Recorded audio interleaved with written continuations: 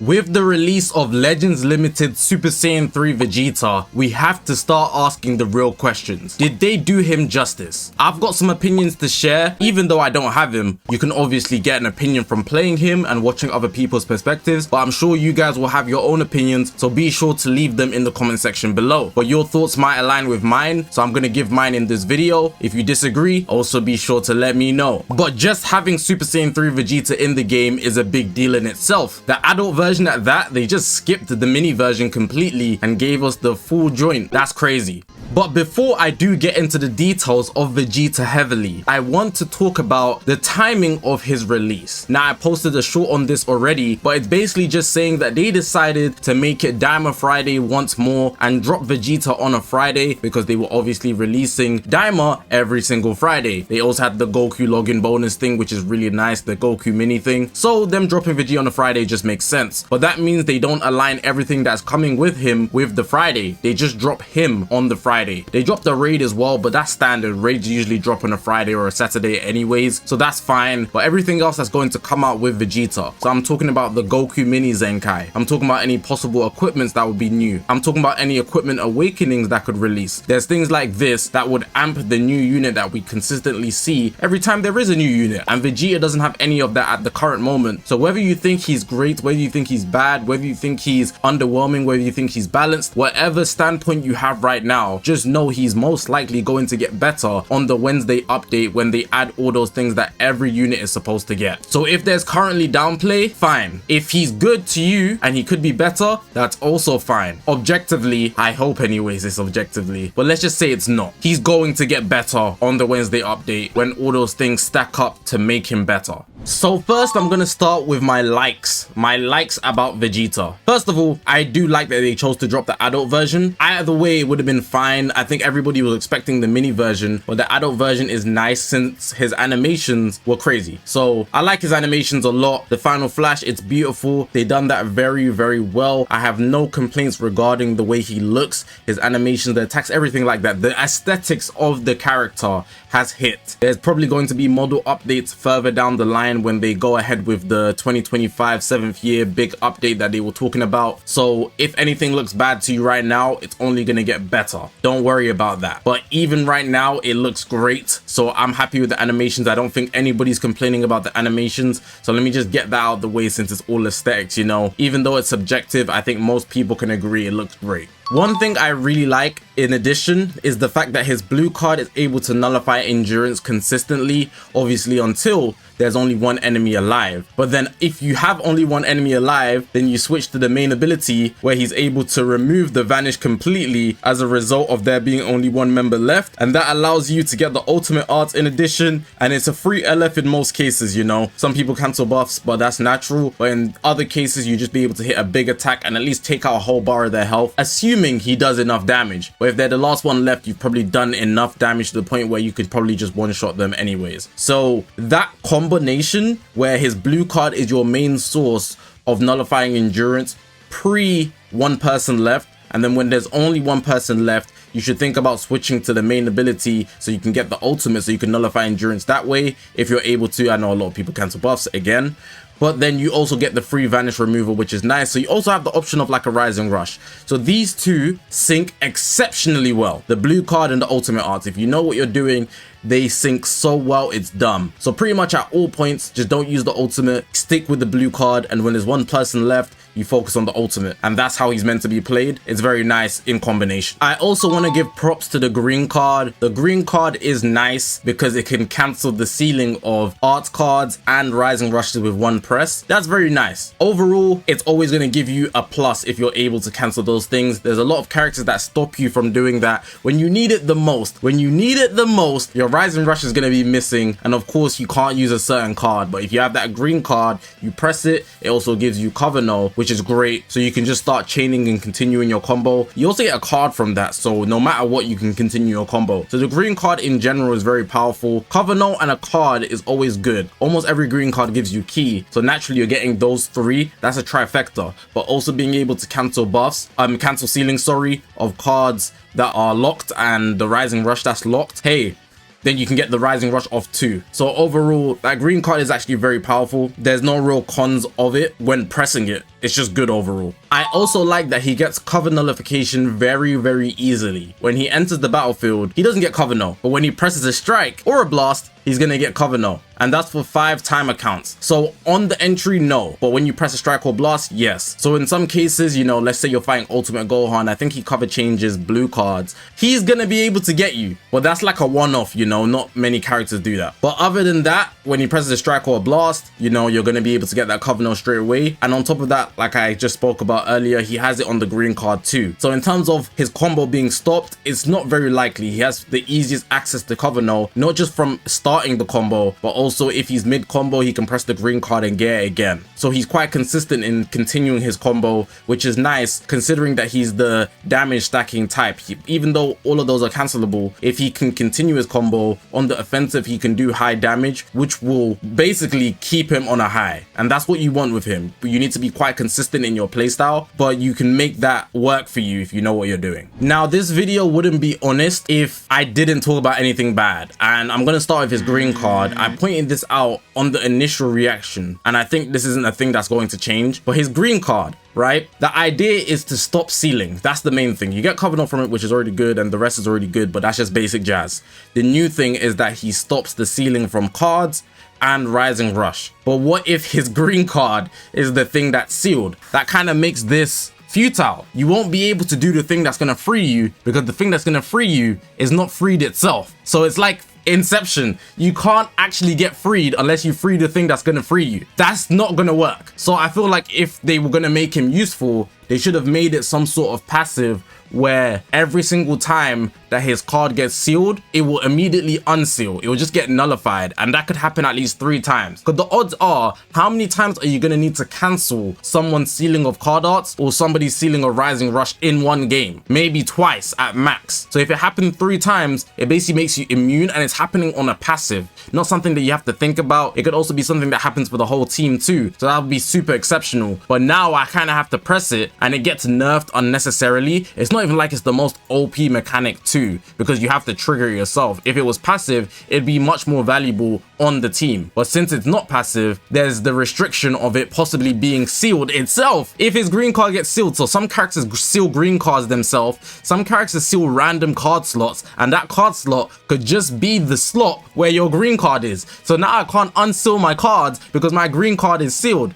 That's a shame, man. That's a shame. And my Rising Rush too. If my green card is sealed, now my Rising Rush staying locked. That's tough, man. There's no way out of that. So that in itself, I feel like it's not necessarily a design flaw, but they held him back here for no reason. For something that could be so useful, they just made it so that in some cases, it becomes useless. And that's unfortunate, honestly. Like, it's ironic as well, because the one thing that's meant to free you, it gets locked. Alright, man. We'll just move on from that though. The second thing I want to bring up is that his stats are very questionable. A lot of people have been complaining that he doesn't do enough damage when his main thing is meant to be damage, and I can honestly see that his stats aren't as high as they could be. So these are the max stats, as you can see. This isn't crazy for a 14-star unit. Now I do understand that here, look, his damage inflicted here 250 is crazy. If you guys want a reference, right, just so you look at Cell released and he doesn't even have a flat 250 at the top. So Vegeta having 250 is insane.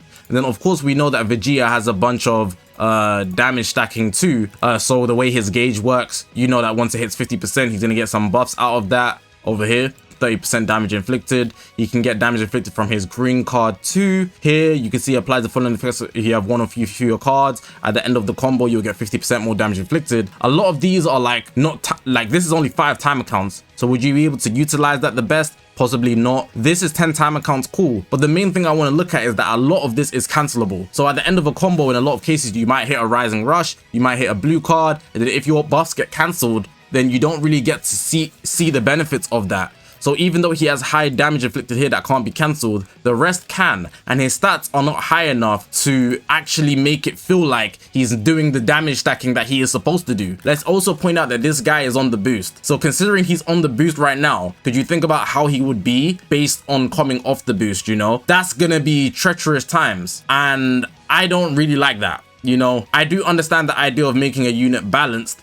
but I could see the argument for some people saying this guy's undertuned and not balanced. Like, so a lot of people said Fusion Zamasu is bad, but I feel like, or a lot of people agree, as time passed, if you build him defensively, he can be very useful and he locks down yellows very easily. His gauge could have been better, but he's still very good. He's not a tier above any unit that released in 2024. He's probably just as good, if not slightly below, and everything's been like that in 2025, sorry. So even Trunks and Gohan, pre-Succession, they're not all that, but they have a second life. But then post-Succession, Trunks goes crazy with that Masenko. Super Saiyan Goku instant transmission. He's a free priority starter, vanish into explosive green, but then on the defensive end, he's a liability, plus being purple when UMV and Beast exist. Not great. And Ultra Cell, he's quite plain. They could have made him a lot more powerful, but they just didn't. But he's still a step ahead above every Legends Limited that released this year, and he's quite the tier above for Ultra, but he's not Ultra that we've seen that could be cracked, like Ultra Majin Vegeta, Super Saiyan 4 Gogeta, even Ultra Super Saiyan 2 Gohan in his prime. So if we compare things like that, we can see that Vegeta isn't really hitting that top tier, but there's probably reasons for that, specifically that Diamond's actually manifesting its full team. It's still in its development stages, so maybe Vegeta will see more value down the line with something else that will release. But at the current moment, we can't really say that he's hitting a peak. And I feel like he's slightly worse than everything else that's dropped this year. People even comparing him to Super Saiyan Goku Mini, saying that he's the real Legends Limited on the banner. That's tough. The damage, you don't really get to see it because it's cancelable. Ending combos with a blue card, a lot of people do. Or maybe an ultimate and even a Rise and Rush, your buffs get cancelled. You don't really get to see it. And then his stats not being enough just make him feel lackluster. The last thing I want to talk about in terms of a dislike is the fact that he doesn't have strong sense of saving himself. He's meant to be a high attacker, but his high attacks aren't exactly pushing the way they're supposed to be pushing. And then if we regard his defenses, there is none. There basically isn't anything. There's no survivability, there's no buff cancellation. At the max, he has sub count manipulation, so you can get him out of there, but he's gonna take a hit. He's very, very glass, and with characters that can snipe, so with this Vegeta, a lot of people are using the Goku Mini because he's also on the banner, so a lot of people would have just pulled him, but also want to pair him with the Diamond team. Let's say you're running the 3 Vegeta here, you're running Diamond Goku. Red Diamond Goku will snipe the hell out of this guy. Say goodbye. And that makes this guy a liability because he can't do anything to survive against something like that because no endurance, no second life, no buff cancellation, you know? The defenses aren't even high. The one job he's meant to be doing is damage, and it doesn't seem like he's doing that well enough. So it's like, bro, unless you have this guy super high invested, you're not gonna see the results of him immediately, and that is somewhat of a letdown for Vegeta. Now I've got some questionable things I want to talk about regarding Vegeta, and I'll tell you whether I agree or I disagree with them. So some of you guys might disagree. I feel like these things are in the middle. So the first thing I want to talk about is his ultimate, and they restricted it to Daima and Vegeta clan. Now personally, I feel like restrictions are a good thing. I think that they're great. However, they don't do it enough. Since the leader slot came out, it's basically been free game. You don't even have to consider your team too much. But when they do restrict things, it's like they've restricted the worst thing they could have possibly restricted. Like, I think in the anniversary, they restricted Videl. And it was like, bro, of all units in the universe, you could have restricted. You choose the girls tag. Come on, bruh. What kind of, bro, who's developing this, bro?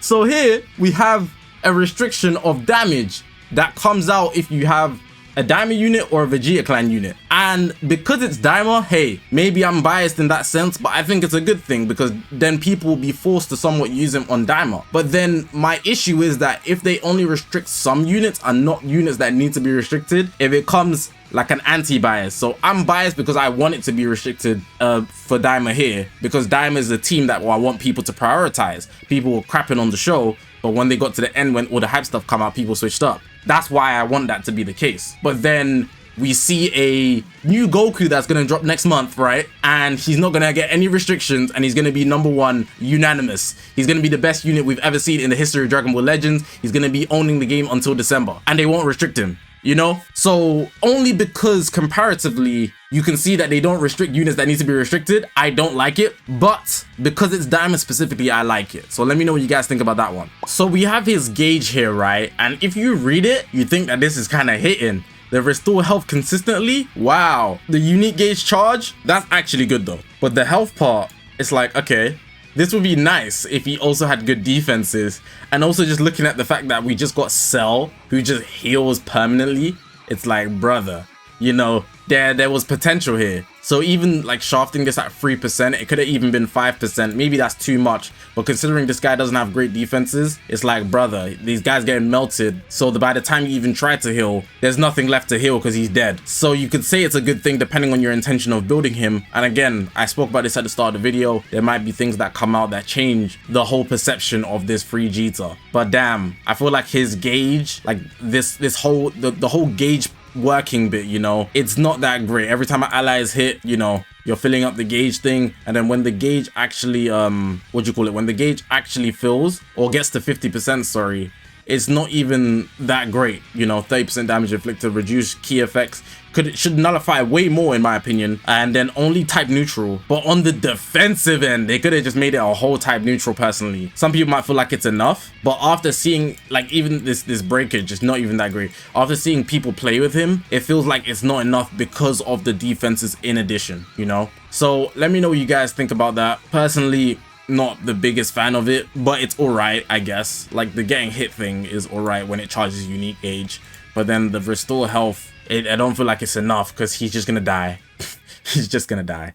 Now, I do want to emphasize that this is a very early opinion. It's not a tier list or anything. It's more so an assessment of how I feel about his kit from fighting him and watching other people's perspectives of playing with him. And overall, he could be much better next week Wednesday is actually what I'm hoping for. I want this Vegeta a lot and I want him to succeed even if I don't have him. Anything Daima, need it to go to the moon. And that's how I feel about Daima in general. So for this Vegeta, I'm hoping for the best, but it's basically a hub for you guys to give your opinion on this Vegeta, because you might feel like he's good and people are not using him properly. You might feel like he's bad and everybody's tried their best. But having this video in placement is still good because we can gauge how we felt before and then after. But hopefully you guys did enjoy this video, man. If you haven't already, make sure to press the subscribe button. We're on this grind to 200,000 subscribers. I appreciate you guys for watching, man. My name's Zakashi, guys, and I'll see you guys in the next one, man.